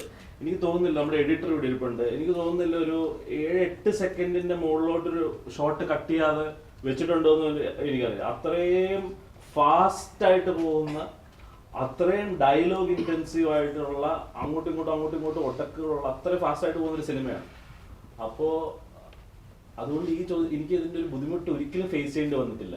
അത് ഇത് എങ്ങനെ കൊമേഴ്ഷ്യൽ പടം ആക്കാം എന്ന് എനിക്ക് ആലോചിക്കേണ്ടേ വന്നിട്ടില്ല. കാരണം ഇത് എന്നെ സംബന്ധിച്ചിടത്തോളം ആദ്യം മുതൽ വളരെ മാസിന് ഉതകുന്ന കൊമേഴ്ഷ്യൽ സിനിമയാണ്. പിന്നെ നമ്മൾ പറയുന്ന ഒരു രീതിയുണ്ട്, അത് ചിലപ്പോൾ ആ ശൈലി വേറെ ആയിരിക്കും, അല്ലെങ്കിൽ നമ്മൾ പറയുന്ന സബ്ജക്റ്റ് ഉണ്ടാവും. നമ്മുടെ ക്യാരക്ടേഴ്സ് ചിലപ്പോൾ ഇതിനു മുമ്പേ കാണാത്ത രീതിയിലുള്ള ക്യാരക്ടേഴ്സ് ആയിരിക്കാം. നമ്മുടെ സബ്ജക്റ്റ് നമ്മൾ ഡീൽ ചെയ്തിരിക്കുന്ന ഇതിനു മുമ്പ് കാണാത്ത ഒരു രീതിയായിരിക്കാം. പുതിയ കാഴ്ചയാണ്, അല്ലാതെ വേറൊരു തരത്തിൽ അങ്ങനെ ചലഞ്ച് ഉണ്ടായിട്ടില്ല. എനിക്ക് തോന്നിയിട്ടുള്ളത് ഇതൊരു മെറിറ്റാണ് ശരിക്കും. ഇപ്പൊ എനിക്ക് തോന്നുന്ന ആളുകൾ എപ്പോഴും ഈ ഒറിജിനൽ എന്ന് പറയുന്ന പരിപാടിക്ക് ഭയങ്കര വാല്യൂ ആണ്. നമ്മൾ എപ്പോഴും ഇമിറ്റേഷനും അല്ലെങ്കിൽ നമ്മളൊരു കൺവെൻഷനെ ഫോളോ ചെയ്യുന്നതിലും മൂല്യമുണ്ട് ഒറിജിനൽ എന്ന് പറയുന്ന പരിപാടി. ഇപ്പോൾ നമുക്ക് കിട്ടുന്ന വലിയൊരു കോണ്ടന്റ് ആട്ടം ഭയങ്കര ഒറിജിനലാണ്, അല്ലെങ്കിൽ ആട്ടം പുതിയതാണ്, അല്ലെങ്കിൽ ആട്ടം പുതിയ കാഴ്ചയാണെന്ന് പറയുന്ന ഒരു സാധനം ഉണ്ടല്ലോ. അതായത് നമ്മുടെ കമേഴ്ഷ്യൽ സിനിമ ഒരു ഫോർമാറ്റ് ഉണ്ട്, ഒരു കമേഴ്ഷ്യൽ സിനിമ ഇങ്ങനെ ആയിരിക്കണം എന്ന് പറയുന്ന ഒരു ഫോർമാറ്റ് ഉണ്ട്. അത് ആട്ടത്തിൽ ബ്രേക്ക് ചെയ്യപ്പെട്ടിട്ടുണ്ട്. അത് ഒരു ഫിലിം മേക്കറിന്റെ കോൺഫിഡൻസ് ആണ്, ഒരു ഫിലിം മേക്കറിന്റെ ക്വാളിറ്റിയാണ്. സാധാരണ നമ്മൾ കാണുന്ന സിനിമകളിൽ ഇപ്പൊ ആട്ടത്തിലുള്ളതിന്റെ ഒരു 100 ടൈംസ് ബാക്ക്ഗ്രൗണ്ട് സ്കോർ ഉപയോഗിക്കും. അപ്പൊ ഞാൻ ഈ ഫിലിം മേക്കറിനെ റെസ്പെക്ട് ചെയ്യുകയും അല്ലെങ്കിൽ ഇവന്റെ ടാലന്റ് ഞാൻ പറയുന്നത് എന്താണെന്ന് വെച്ച് കഴിഞ്ഞാൽ ആ ബാക്ക്ഗ്രൗണ്ട് സ്കോർ ഡിപ്പെൻഡ് ചെയ്യാണ്ട്, ആ സ്കോറിന്റെ ആവശ്യമില്ലാണ്ട് ഇവന്റെ ക്രാഫ്റ്റിലും ഇവൻ എഴുതിയ സീനിലും ഇവൻ ആളുകളെ എൻഗേജ് ചെയ്യിക്കുന്നുണ്ട്. അപ്പോ ആനന്ദിന് തോന്നുന്നില്ല അവിടെ ഒരു സ്കോർ ഇട്ടിട്ട് അടിച്ചു കയറ്റി ആളുകളെ പേടിപ്പിക്കണം എന്നുള്ളത്. അതൊരു ഫിലിം മേക്കറിന്റെ ചോയ്സ് ആണ്. അപ്പൊ ഒരു കമേഴ്ഷ്യൽ സിനിമയുടെ സ്വഭാവത്തിന് അല്ലെങ്കിൽ അതിൻ്റെ ഒരു അതിൻ്റെ ഒരു ചുറ്റുവട്ടം ഉണ്ടല്ലോ. അപ്പൊ അത് ബ്രേക്ക് ചെയ്തിട്ട് ഒരു പുതിയ ഒരു കാഴ്ച അല്ലെങ്കിൽ ഒരു കഥ ഒരു പുതിയ തരത്തിൽ പറയാനുള്ള ശ്രമം നടത്തുന്ന ഒരു പുതിയ ഫിലിം മേക്കറിനെ ഇപ്പൊ സിനിമയിൽ ഇല്ലായിരുന്നെങ്കിൽ ഞാനിവിടെ ഭയങ്കരമായിട്ട് അപ്രീഷിയേറ്റ് ചെയ്യും. അവിടെയാണ് ഫിലിം മേക്കേഴ്സും ആർട്ടിസ്റ്റുകളും ഗ്രേറ്റ് ആകുന്നത്. നിങ്ങൾ എന്ത് പുതിയത് ചെയ്യുന്നു, അല്ലെങ്കിൽ നിങ്ങൾ എന്ത് സ്ട്രോങ് ആയിട്ടുള്ള ഒരു കോണ്ടന്റ്, ഒരു പുതിയ കോണ്ടന്റ് മുന്നോട്ട് വെക്കുന്നു എന്ന് പറയുന്നിടത്താണ് നമ്മളീ പറയുന്ന ഏറ്റവും വലിയ ഗ്രേറ്റ് ആക്ടേഴ്സിനൊക്കെ എടുത്താൽ അവർ ഭയങ്കര ഒറിജിനൽ ആയിട്ടാണ് ചെയ്യുന്നത്. വേറൊരാളുടെ ഇമിറ്റേഷൻ ഉണ്ടാവില്ല. അപ്പൊ ആട്ടം അങ്ങനെ ഒരു സിനിമയാണ്. ഒരു കമേഴ്ഷ്യൽ സിനിമയുടെ ഒരു അല്ലെങ്കിൽ അതിനൊരു രീതി ഉണ്ടല്ലോ, അത് ബ്രേക്ക് ചെയ്തിട്ട് ഭയങ്കര ഇന്റൻസ് ആയിട്ടുള്ള നല്ല പേസ് ഉള്ള ഒരു സസ്പെൻസ് ഡ്രാമ എന്ന സിനിമ, ഭയങ്കര ഇന്റൻസ് ആയിട്ടുള്ള ഭയങ്കര എൻഗേജിങ് ആയിട്ടുള്ള പടമാണ്. അപ്പൊ ഇതിനെ മറ്റേ ടാഗിൽ ഒതുക്കരുത് എന്ന് പറയുന്നതാണ്. അപ്പൊ ഞാൻ അപ്രീഷിയേറ്റ് ചെയ്യണം. അതായത് ഇത്രയധികം ബാക്ക്ഗ്രൗണ്ട് സ്കോർ ഉപയോഗിക്കാണ്ട്, അല്ലെങ്കിൽ ആക്ടേഴ്സിനെ യൂസ് ചെയ്ത് അവരുടെ പെർഫോമൻസിനെ ട്രസ്റ്റ് ചെയ്ത്, അല്ലെങ്കിൽ ഇവന്റെ എഴുത്തിന്, ഇവന്റെ ഡയലോഗിനെ, ഇവന്റെ സ്റ്റോറിനെ ട്രസ്റ്റ് ചെയ്യുന്ന അത്രയ്ക്ക് കോൺഫിഡൻസ് വേണമല്ലോ നമുക്ക്. ഈ പറയുന്ന ഈ വേറെ ഉപാധികൾ ഉപയോഗിക്കാണ്ട് എനിക്ക് എന്റെ സിനിമ ഹോൾഡ് ചെയ്യാൻ പറ്റും എന്ന് പറയുന്നത് ഒരു ഡയറക്ടറിന്റെ ലൈക്ക് ഗ്രേറ്റ്നെസ് ആണ്. ഈ അടുത്ത് നമ്മുടെ മലയാള സിനിമയിൽ കോമഡി ചെയ്തുകൊണ്ടിരുന്ന ആർട്ടിസ്റ്റുകളൊക്കെ അത് മാറ്റി ക്യാരക്ടർ റോള് അല്ലെങ്കിൽ സീരിയസ് ആയിട്ടുള്ള റോളുകളൊക്കെ ചെയ്യുന്ന ഒരു സമയമാണ്. ഈ ഒരു സിനിമ കണ്ടതിന് ശേഷം എനിക്ക് പേഴ്സണലി തോന്നിയത് ഷാജോൺ ചേട്ടനെയും അത്തരത്തിൽ ഒരുപാട് ക്യാരക്ടർ റോൾസ് ഇനിയും തേടി എത്തുമെന്നാണ് തോന്നുന്നത്. ചേട്ടന് ഇനിയും കൂടുതൽ പ്രയോറിറ്റി കൊടുക്കുന്നെങ്കിലായിരിക്കും കോമഡി അല്ലെങ്കിൽ വില്ലൻ. അല്ല, നമുക്കിപ്പോൾ അങ്ങനെ ഈ പറയുന്നത് പോലെ ഈ അഭിനയം എന്ന് പറയുന്നത് നമ്മുടെ തൊഴിലും കൂടിയാണ്. അപ്പം നമുക്ക് ചൂസ് ചെയ്യാൻ പറ്റുന്നതിനൊക്കെ ഒരു പരിധിയുണ്ട്. ക്യാരക്ടർ റോൾസ് ചെയ്യാനാണ് എനിക്ക് കൂടുതൽ ഇഷ്ടം. അപ്പോൾ അതിന് ഈ വില്ലൻ അല്ലെങ്കിൽ നെഗറ്റീവ് റോൾസ് അല്ലെങ്കിൽ പിന്നെ ഹ്യൂമർ അങ്ങനെയൊന്നുമില്ല. നമുക്ക് എന്തെങ്കിലുമൊക്കെ ചെയ്യാൻ ഉണ്ടെന്നുണ്ടെങ്കിൽ നമുക്ക് കൂടുതൽ സന്തോഷമാവും. അതല്ലെങ്കിൽ നമ്മൾ സിനിമ ചെയ്യും. നമ്മൾ സെലക്ട് ചെയ്യുന്നതിനകത്ത് 2-3 കാര്യങ്ങളുണ്ട്. ഒന്ന്, നമുക്ക് എന്തെങ്കിലും ചെയ്യാനുണ്ടോ എന്ന് നോക്കും. ഇപ്പോൾ ചില സിനിമകൾക്കകത്ത് ചില സിനിമകൾ നമ്മൾ കമ്മിറ്റ് ചെയ്യുമ്പോൾ നമുക്കറിയാം ഇത് ഇങ്ങനെയൊക്കെയുള്ള സിനിമയായിരിക്കും. ചിലത് കമ്മിറ്റ് ചെയ്യുമ്പോൾ നമുക്കറിയാം ഇതൊരു സംഭവമായിരിക്കാം. ചിലപ്പോൾ ചിലത് നമുക്ക് കൺഫ്യൂഷനാകും, ഇത് നന്നാവുമോ നന്നാകാതിരി എന്താ നമുക്ക് അറിഞ്ഞുകൂടാ, സിനിമകളുടെ കാര്യമല്ല. പക്ഷേ എല്ലാത്തരം വേഷങ്ങളും ചെയ്തു പോകുന്ന ഒരു ആക്ടർ ആവണം എന്നുള്ളതാണ് ആഗ്രഹം. ഹ്യൂമർ നമുക്ക് അതിൻ്റെ ഒരു ബാക്ക്ഗ്രൗണ്ട് ഉള്ളതാണ്. നമ്മളൊരു മിമിക്രി ആർട്ടിസ്റ്റ് ആയതുകൊണ്ട് നമ്മളതിൻ്റെ കുറച്ച് ട്യൂൺഡാണ് ഹ്യൂമർ ചെയ്യാനായിട്ട്. അപ്പോൾ കുറച്ചുകൂടെ ഒരു നെഗറ്റീവ് റോൾസ് അല്ലെങ്കിൽ അതേപോലുള്ള ക്യാരക്ടർ റോൾസൊക്കെ ചെയ്യാനാണ് കൂടുതൽ എനിക്കിഷ്ടം. എന്നാലും തമാശ റോളുകളും ഇഷ്ടമാണ്. ഈ സിനിമയിൽ നല്ലൊരു വേഷം ചെയ്തിട്ടുണ്ട്. പക്ഷേ നന്ദേട്ടൻ്റെ ഈ അഭിനയം മലയാള സിനിമ ശരിക്കും യൂസ് ചെയ്തില്ല എന്ന് തോന്നാറുണ്ടോ? ശരിക്കും ഞാനെന്താ പറയാൻ്റെ എനിക്കറിയില്ല. പക്ഷെ ഞാൻ ചെയ്തതിൽ വെച്ച് പിന്നെ ഞാൻ മലർവാടി വിട്ട് ഇപ്പോൾ കുറച്ച് സിനിമകളായി 13 വർഷം. ഞാൻ ചെയ്തതിൽ വെച്ച് ഇപ്പോഴും ആളുകൾ പറയുന്നത് മനസ്സിൽ നിൽക്കുന്ന ഒരു ക്യാരക്ടറിന് 3-4 ക്യാരക്ടറുകളേ ഉള്ളൂ. അപ്പോൾ അതിൽ ഏറ്റവും ആദ്യം പറയുന്നത് സിനിമ തട്ടത്തിൻ മറയത്തിലെ ആ ക്യാരക്ടറാണ്. അപ്പോൾ അതിനുശേഷം അതാണ് ആദ്യം എന്നെ കാണുമ്പോൾ തന്നെ തട്ടത്തിൻ മറയത്തിലെ വേഷത്തിൻ്റെ കാര്യം പറഞ്ഞത്. ഇപ്പോൾ ഈ സിനിമ എന്ന് പറയുമ്പോൾ ഈ സിനിമ കണ്ട ആളുകൾക്ക് എല്ലാവരും ഇതും കൂടെ ഈ ക്യാരക്ടറും കൂടെ എല്ലാവരും മനസ്സിലുണ്ടാവുന്ന ആഗ്രഹം. അപ്പോൾ അതിൽ നിന്നൊക്കെ മാറിയിട്ടുള്ളൊരു ക്യാരക്ടറാണ്. ഇങ്ങനത്തെ ഒരു വേഷത്തിൽ ഞാൻ ഇതുവരെ ചെയ്തിട്ടില്ല. അത് ഫുൾ ലെങ്ത് ഒരു റോളാണ്. അപ്പോൾ അതൊക്കെ ചെയ്യാൻ പറ്റിയതിൽ ഒരുപാട് സന്തോഷമുണ്ട്. അപ്പോൾ ഇതും ആളുകളുടെ മനസ്സിൽ എപ്പോഴും ഉണ്ടാവുന്ന അവസരങ്ങൾ എങ്ങനെ കിട്ടാതെ അങ്ങനെയൊന്നുമില്ല. പടങ്ങൾ ചെയ്യാറുണ്ട്. അത് പക്ഷേ ഇത്രയും ഇമ്പോർട്ടൻസ് ഉണ്ടാവില്ലെന്ന്. ക്യാരക്ടറുകൾ ഉണ്ടാവും. ഇറങ്ങാറുണ്ട് കുറച്ച് സിനിമകൾ. ജനുവരി തന്നെ 5 ഹോസ്റ്റലറിൽ. അപ്പോൾ ഇതിന്റെ ട്രെയിലറൊക്കെ ഭയങ്കര ട്രെൻഡിങ് ആണ്. 1 മില്യൺ ഇപ്പൊ കഴിഞ്ഞ 2 മില്യണിലേക്ക് എത്തി. അപ്പം എന്താണ് അതിന്റെ ഒരു പ്രതീക്ഷ ഉണ്ടാവുന്നത്? ശരിക്കും നല്ലൊരു പ്രതീക്ഷ ഉണ്ട്. നല്ലൊരു സിനിമയാണ്. പിന്നെ ജയറാമേറ്റിന്റെ ത്രില്ലർ സിനിമ തന്നെയാണ്. അത് നല്ലൊരു പ്രതീക്ഷ. മമ്മൂക്കന്റെ ഒരു ചെറിയൊരു ബെസ്റ്റ് ഉണ്ട് പറയുന്നത്. നന്ദനുള്ള പണിയില്ലാണ്ടാക്കും. നല്ല സന്തോഷമാണ്. നല്ലൊരു ക്യാരക്ടർ ചെയ്യാൻ പറ്റി. അത് നമ്മുടെ ഈ ഒരു കൂട്ടായ്മ ആയതുകൊണ്ട് തന്നെ ഭയങ്കര സ്പെഷ്യലാണ്. ചേട്ടാ, ഇതിന്റെ സിനിമ ഇതിന്റെ സസ്പെൻസ് ഡ്രാമ എന്നാണ് പറയുന്നത്. പക്ഷെ ഈ ടീം അല്ലായിരുന്നു ഡ്രാമ. ഞാൻ ആകെ കണ്ടത് സ്റ്റേജ് 2 പ്രാവശ്യം മാത്രമാണ്. പക്ഷെ ഇത് എല്ലാവരും ഫീൽ ചെയ്യിപ്പിക്കും. 30 വർഷം പരിചയമുള്ള 10 വർഷം പരിചയമുള്ള വേറൊരു ടീമായിരുന്നെങ്കിൽ ഈ ഒരു സിനിമ ഇത്ര സക്സസിലേക്ക് ആവുമായിരുന്നു. ഇല്ല, ഒരിക്കലുമില്ല. കാരണം ഇപ്പോൾ സിനിമ കണ്ടിരുന്നു. അപ്പോൾ ആ അഭിനയിക്കാത്ത രീതിയിൽ വളരെ ജീവിക്കുന്ന രീതിയിലായിട്ട് അതിന് കാരണമുണ്ട്. ഞാൻ ഇല്ലാന്ന് പറയാനല്ലേ എന്ന രീതിയിൽ അത്രയും ഇവരെന്നോട് എല്ലാവരും ചോദിക്കും ഇത് പടം സ്ക്രിപ്റ്റഡ് ആണോ, അവിടെ എല്ലാവരും കൂടെ വന്നിട്ട് ഇംപ്രവൈസ് ചെയ്തതാണോ, അവർ തോന്നുന്ന ഡയലോഗാണോ? അല്ല, ഓരോന്നും സ്ക്രിപ്റ്റഡ് ആണ്. അത് അപ്പം പറഞ്ഞ പോലെ തോന്നുന്ന രീതിയിൽ നിങ്ങൾ സിനിമയിൽ കാണുന്ന അത്രയും സ്വാഭാവികമായിട്ട് വരാൻ കാര്യം 35 ദിവസം റിഹേഴ്സലാണ്. ആ 35 ദിവസം റിഹേഴ്സൽ ചെയ്യാൻ കാരണം ഇവർ നാടകക്കാരായതുകൊണ്ടാണ്. ഇവർക്ക് റിഹേഴ്സൽ ഇവരുടെ ചോരയിലുണ്ട്.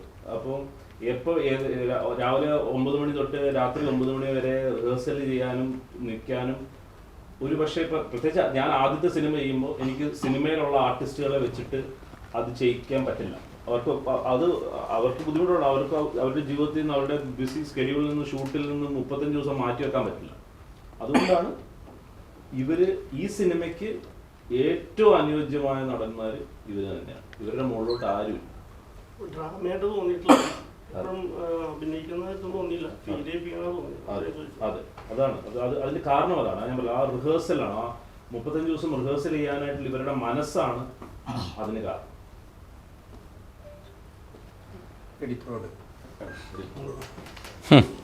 ഞങ്ങളും കുറെ ചോദിക്കണം എന്ന് വിചാരിച്ചിരിക്കുകയായിരുന്നു. ഉൾപ്പെടെയുള്ള പ്രമുഖ സീരീസും എന്താ പറയുക നല്ല സിനിമകളൊക്കെ എഡിറ്റ് ചെയ്യുന്ന ആളാണ്. എന്തെങ്കിലും ഒരു പുതുമ ഓരോന്നിനും കൊണ്ടുവരാൻ ശ്രമിക്കുന്ന ഒരാളാണ് നേരത്തെ കഴിഞ്ഞിട്ടുണ്ട്. അപ്പോൾ ഈ സിനിമയിൽ എങ്ങനെയാണ് എക്സ്പീരിയൻസ് എങ്ങനെയായിരുന്നു? നല്ല എളുപ്പമായിരുന്നു? അല്ല, ഈ സിനിമയുടെ എക്സ്പീരിയൻസ് എന്ന് പറഞ്ഞാൽ ഞാൻ മുമ്പ് ചെയ്തിട്ടുള്ള വെച്ച് നോക്കുമ്പോൾ ഇതിലൊരു ടഫ് എന്ന് പറഞ്ഞാൽ ഇതിൽ ക്യാരക്ടറുകൾ എല്ലാവരും ഭയങ്കര പ്രത്യേകതകളാണ്. ഒരാളുടെ ഇമോഷൻ മാറിക്കഴിഞ്ഞാൽ സിനിമയെ ഭയങ്കരമായിട്ട് ബാധിക്കുന്ന ഒരു സിനിമയാണ്. പടം കണ്ടവർക്കറിയാം, അത് ഫസ്റ്റ് ഫ്രെയിം തൊട്ട് അവസാന ഫ്രെയിം വരെയും ഓരോ ക്യാരക്ടേഴ്സിനും ഒരു ഗ്രാഫുണ്ട്. ഈ ഗ്രാഫിൽ നിന്ന് അങ്ങോട്ടോ ഇങ്ങോട്ടോ ഒരു ക്യാരക്ടറിൽ നമ്മൾ വെറുതെ ഒരു റിയാക്ഷൻ ഇട്ട് പോലും അയാളിലേക്ക് സംശയം പോകുന്നൊരു സിനിമയാണ്. അപ്പം അത് ത്രൂ ഔട്ട് സിനിമയിൽ മെയിൻറ്റെയിൻ ചെയ്യാൻ നോക്കിയിട്ടുണ്ട്. ആരിലേക്കും ഫോഴ്സ്ഫുള്ളി ഒരു സംശയം പോകാതിരിക്കാനും അല്ലെങ്കിൽ ഇന്ന ആളാണ് ക്രൈം ചെയ്തത് എന്ന് ഒരിക്കലും ഫോക്കസ് ചെയ്യപ്പെടാതിരിക്കാനും മാക്സിമം നോക്കിയിട്ടുണ്ട്. അത് തന്നെയായിരുന്നു ഇതിലെ ഏറ്റവും വലിയൊരു എക്സ്പീരിയൻസ്. ഞങ്ങളുടെ ഒരു ഫേമസ് ആണ് കേരള ക്രൈം ഫയൽ സീരീസ്. ഇനി അതിൻ്റെ പുതിയ എങ്ങനെ വരുന്നുണ്ടോ? അല്ലെങ്കിൽ അതിൻ്റെ കേരള ക്രൈം ഫയൽസിൻ്റെ സീസൺ 2-ൻ്റെ പ്രീ പ്രൊഡക്ഷൻ വർക്കുകൾ നടക്കുന്നു. അത് ഞാൻ കൂടുതൽ ഞാനായിട്ട് പറയാൻ പറ്റും. നിങ്ങൾ എല്ലായ്പ്പോഴും ആട്ടം ഒരു കൂട്ടമായിട്ടാണ് പ്രൊമോഷനായിട്ട് വരുന്നത്. കൂട്ടമായി ഇനിയും കാണാനുള്ള ജനങ്ങളോട് ആട്ടത്തെ കുറിച്ച് സംസാരിക്കൂ. കൂട്ടമായി ഒന്ന് പറഞ്ഞാൽ മതി. ഞാൻ ഒറ്റയ്ക്ക് പറയുമ്പോൾ എല്ലാവരും കൂടെ ഇപ്പൊ ഞങ്ങൾ റിഹേഴ്സൽ ചെയ്തിട്ടില്ല.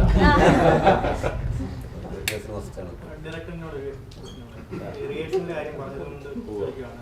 നമ്മുടെ ഇന്ത്യൻ സിനിമയിൽ മാത്രമായിരിക്കും ആർട്ടിസ്റ്റിന്റെ ഡേറ്റിനനുസരിച്ച് ഒരു ഫിലിം മേക്കിംഗ് ആ ഒരു പ്രക്രിയ ഉണ്ടാവുന്നത്. പുറത്തൊക്കെ നോക്കി കഴിഞ്ഞാൽ ഒരു സിനിമ അതിന്റെ പൂർണ്ണമായിട്ടുള്ള രീതിയിൽ അവര് മേക്ക് ചെയ്യുന്നത് ഒരു എന്താ പറയാ ഒരു 3 വർഷം അല്ലെങ്കിൽ 2 വർഷമൊക്കെ എടുത്തിട്ടാണോ പല സിനിമകളും മേക്ക് ചെയ്യുന്നത്. ഇവിടെ എന്ന് വെച്ച് കഴിഞ്ഞാൽ ഡേറ്റ് നോക്കിയിട്ട് അതിനനുസരിച്ചാണ് ഷൂട്ട് ചെയ്യുന്നത്. അപ്പൊ ഒരിക്കലും ഇതൊരു പൂർണ്ണ ഒരു രീതിയിൽ വരുമെന്ന് തോന്നുന്നില്ല. അപ്പൊ അതിനെ കുറിച്ച് എന്താണ് പറയാനുള്ളത്? ഇപ്പൊ റിഹേഴ്സലൊക്കെ എടുത്തുകൊണ്ട് വേറൊരു ഡയമെൻഷനിൽ ചിന്തിക്കുന്ന ഒരു ഡയറക്ടർ എന്നുള്ള രീതിയിൽ ഇപ്പോൾ വിദേശത്തെ സിനിമകൾ വെച്ച് നമുക്ക് മലയാള സിനിമയെ കമ്പയർ ചെയ്യാൻ പറ്റില്ല. കാരണം അവിടെ എന്ന് വെച്ചാൽ ഒരു സിനിമയാണ്, ഒരു ആക്ടർ ലീഡ് ആക്ടറിന്റെ കാര്യമാണ്. ഒരു സിനിമയായിരിക്കും ചെയ്യുന്നത്. ആ സിനിമയ്ക്ക് അവർക്ക് അത്രയും ഫീസ് ഉണ്ടാവും. അല്ലെങ്കിൽ അത്ര ആ ഒരു വിദേശ സിനിമ, ഒരു ഇംഗ്ലീഷ് സിനിമയുടെ റിലീസ് എന്ന് പറഞ്ഞാൽ വേൾഡ് വൈഡ് ആണ്. അപ്പൊ അവിടുത്തെ ആക്ടേഴ്സിന്റെ ഒരു എന്താ പറയുന്ന അവർക്ക് കിട്ടുന്ന ആ ഒരു ബെനിഫിറ്റ് ഇവിടുത്തെ ആക്ടേഴ്സിനില്ല. ഇവിടെ അവർ പല സിനിമകൾ ചെയ്തുകൊണ്ടിരിക്കണം, ബാക്ക് ടു ബാക്ക് ചെയ്തുകൊണ്ടിരിക്കണം. ഒരു സിനിമയ്ക്ക് വേണ്ടി ഒരു പരിധി കൂടുതൽ സമയം കൊടുക്കാൻ പറ്റില്ല. പിന്നെ ഈ ആക്ടേഴ്സിന്റെ ഡേറ്റ് അനുസരിച്ചാണ് സിനിമ നടക്കുന്നത് പറഞ്ഞാൽ അത് ഡയറക്ടറിന്റെ കോളാണ്. ഇപ്പം നമ്മൾ ചെയ്യാൻ ഉദ്ദേശിക്കുന്ന സിനിമ എന്ത് ടൈപ്പ് സിനിമയാണ്, ആ സിനിമയുടെ കോർ വാണിജ്യം കിടക്കുന്നത് ആ ആക്ടറിലാണെങ്കിൽ, ആ ആക്ടറിന്റെ പേരിലാണെങ്കിൽ, അയാളൊരു സൂപ്പർ സ്റ്റാർ ആണെങ്കിൽ തീർച്ചയായിട്ടും അയാളുടെ ഡേറ്റ് അനുസരിച്ച് ചെയ്യാൻ പറ്റുള്ളൂ. കാരണം 250 ഡയറക്ടേഴ്സ് ഒരാൾക്ക് വേണ്ടി നിൽക്കുകയാണെങ്കിൽ, ഒരു ആക്ടറിന് വേണ്ടി നിൽക്കുകയാണെങ്കിൽ, അയാളുടെ കയ്യിൽ ഒരു 19 ഗംഭീര സിനിമകളുണ്ടെങ്കിൽ അയാൾക്ക് ഓരോന്നിനും ഡേറ്റ് കൊടുത്തല്ലേ പറ്റൂ. അപ്പോൾ അല്ലെങ്കിൽ പിന്നെ ആസ് എ ഡയറക്ടർമാർ തീരുമാനിക്കണം, ഓക്കെ എന്നാൽ പിന്നെ ഞാനിത് പുതിയ ആളെ വെച്ച് ചെയ്യാം, അല്ലെങ്കിൽ അപ്പോൾ അതിനൊരു പ്രൊഡ്യൂസർ വരണം.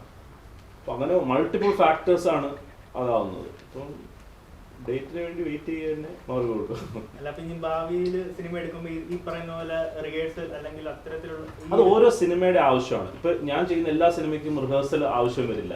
ഈ സിനിമ ഇങ്ങനെ ഷൂട്ട് ചെയ്യപ്പെടണം, ഇങ്ങനെ ആയിരിക്കണം അതിന്റെ റിസൾട്ട്, 13 പേര് ഫുൾ ടൈം സീനിലുള്ളത് കൊണ്ട് ഇങ്ങനെ ഈ റിസൾട്ട് ഇങ്ങനെ വരണം. ഇപ്പൊ അദ്ദേഹം പറഞ്ഞ പോലെ അവർ അഭിനയിക്കുന്നതായിട്ടേ തോന്നിയിട്ടില്ല എന്ന് പറയുന്ന ലെവലിലേക്ക് വരണമെങ്കിൽ അതിന് റിഹേഴ്സൽ ആവശ്യമുണ്ട്. ഇപ്പം എല്ലാ സിനിമയ്ക്കും റിഹേഴ്സൽ ആവശ്യമൊന്നുമില്ല. എല്ലാ സിനിമയ്ക്കും എല്ലാ ക്യാരക്ടറിനൊന്നും റിഹേഴ്സൽ ആവശ്യമില്ല. ചിലപ്പോൾ ചില സീനുകൾക്ക് വേണ്ടി റിഹേഴ്സൽ ആവശ്യം ഉണ്ടായേക്കാം, ദിവസങ്ങളുടെ റിഹേഴ്സൽ. അത് ഡിപ്പെൻസ് ഓൺ ദ സിനിമ, ഏത് സിനിമ. ഷാജു ചേട്ടാ, വിനയ് ചേട്ടാ, രണ്ടുപേരോടും കൂടെയാണ്. അതായത് ഇപ്പോൾ പോലും ചോദിച്ചു ദൃശ്യത്തിലെ ചേട്ടൻ്റെ വില്ലൻ്റെ ക്യാരക്ടറിനെ കുറിച്ച്. അത് ഒരുപാട് ചർച്ചയായി ആയതായിരുന്നു.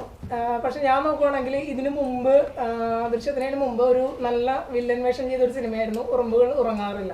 അതിനകത്ത് നായകനും നമ്മുടെ വിനയ് ചേട്ടൻ തന്നെയായിരുന്നു. അപ്പോൾ രണ്ടുപേരുടെയും ഇപ്പോൾ ഉള്ള വളർച്ച, നായകൻ എന്നുള്ള രീതിയിലുള്ള അല്ലെങ്കിൽ ആക്ടർ എന്നുള്ള ആ വളർച്ച, രണ്ടുപേരും പരസ്പരം എങ്ങനെ നോക്കിക്കാണുന്നു? വളരെ സന്തോഷമുണ്ട്. ഇപ്പോഴും ഉറുമ്പൊക്കെ ആയിട്ട് വരാറുണ്ട്.